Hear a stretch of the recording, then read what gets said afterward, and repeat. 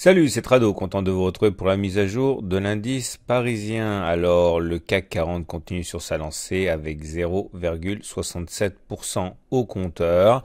Ce qui a mis de bonne humeur les intervenants aujourd'hui, c'est l'annonce par la Chine de mesures de soutien et à son économie, et cela a profité grandement au secteur automobile français et également aux valeurs du luxe, et de moins 0,5%.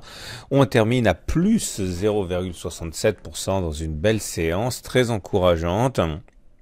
Alors nous sommes maintenant quasiment au contact de l'oblique marron ici, une oblique descendante, qui n'est pas une oblique non plus extrêmement difficile à passer, hein. La zone de résistance journalière horizontale ici l'est davantage.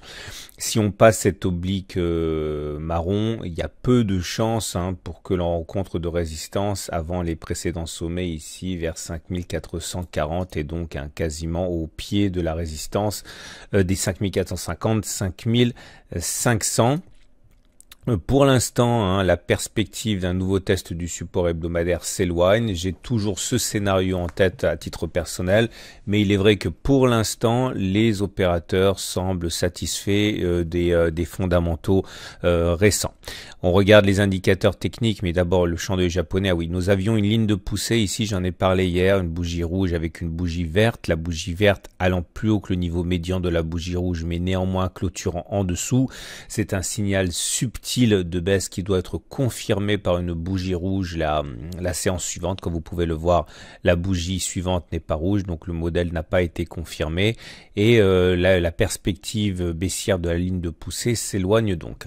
On termine dans le tiers haussier, ce qui m'amène à penser effectivement qu'on devrait avoir plutôt de bonnes dispositions pour la journée de jeudi, à ceci près bien sûr, et vous l'aurez compris que nous avons une résistance marron qui est l'obstacle le plus immédiat. On regarde les indicateurs techniques.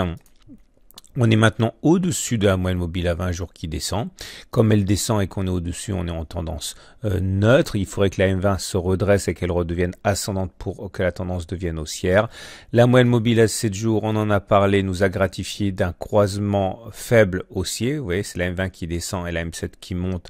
On en a parlé déjà hier. C'est un signe de hausse, mais un signe de hausse mesuré et qui amène quand même à être un petit peu prudent par rapport aux perspectives d'impulsion haussière de moyen terme. Généralement, les croisements faibles donnent de moins bons résultats que les croisements forts.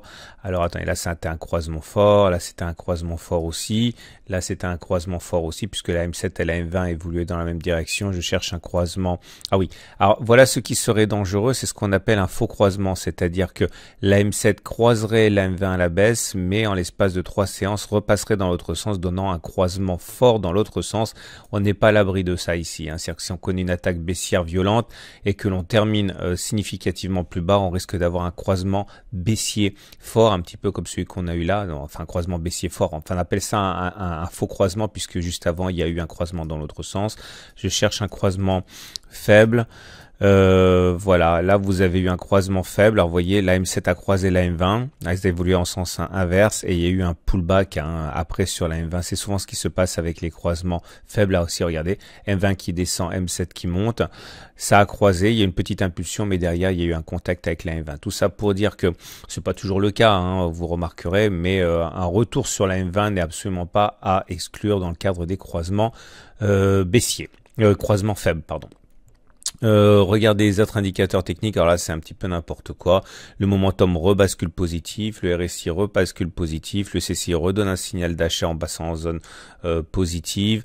Par contre le stochastique croît son signal à la baisse. Quand c'est comme ça veut dire simplement qu'il n'y a pas de tendance et que le consensus n'existe pas, et c'est une information en creux. Ça veut dire tout simplement qu'il n'y a pas de motivation ni de tendance clairement établie, donc, mais par contre il faut oublier les indicateurs techniques dans ce genre de situation. On termine comme d'habitude avec ah oui, alors, attendez, j'ai oublié de le mentionner, notre fourchette d'Andrews. Elle est toujours très importante, cette fourchette d'Andrews, parce que pour le moyen terme, je vous explique qu'il faut garder à l'esprit le fait que nous avons ici notre fourchette d'Andrews. Je vous rappelle qu'on doit toucher la médiane dans un espace de temps déterminé par la boîte d'Austin. Alors attendez, je vais faire un peu de place. Voilà.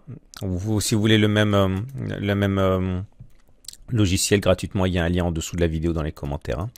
Donc vous avez une boîte d'Austin. La boîte d'Austin, alors vous prenez la distance entre le pivot 1 et le pivot 2, et vous prenez la distance entre le pivot 2 et le pivot 3, comme ça. Et vous prenez la plus grande des distances, la plus grande des boîtes, là, c'est celle-là, vous voyez bien. Vous la reportez après les pivots, et ça vous donne l'espace de temps dans lequel généralement on atteint la médiane. Et si on n'atteint pas la médiane dans cet espace de temps là, il y a de fortes chances pour qu'il y ait un refus de médiane et qu'on plonge vers le bas.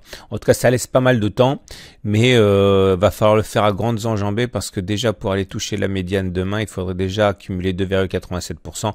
Bon, on peut le faire en plusieurs fois, hein, ce qui réduirait la performance, mais vous voyez, elle est fuyante, cette moyenne mobile, enfin cette médiane. Donc il faut pas non plus trop tarder, mais c'est jouable s'il y a de bonnes prédispositions aussi. Donc l'Ishimoku, j'en parlais, c'est toujours neutre naturellement. Vous voyez la SSB, ça fait un moment qu'elle est neutre, ça fait des mois que je vous dis que tant que la SSB est neutre comme ça, enfin tant qu'elle est à plat, on est en tendance neutre, et ça ne changera que si on casse plus bas que les 5150 ou que l'on va plus haut que les 5650. Voilà, pas grand chose de neuf au niveau de l'Ishimoku. Je vous souhaite une excellente journée, je vous renvoie aux vidéos que vous retrouverez à la fin de cette vidéo. Encore un grand merci à tous ceux qui font l'effort systématiquement de me mettre un petit plus, un petit pouce bleu sur YouTube sur mes vidéos. Hein. Il y a souvent entre 80 et 150 pouces bleus pour une vidéo qui est quotidienne. C'est énorme, j'apprécie ça à sa juste mesure. C'est vraiment une contribution significative que vous faites à mon travail. Voilà, à demain pour la mise à jour.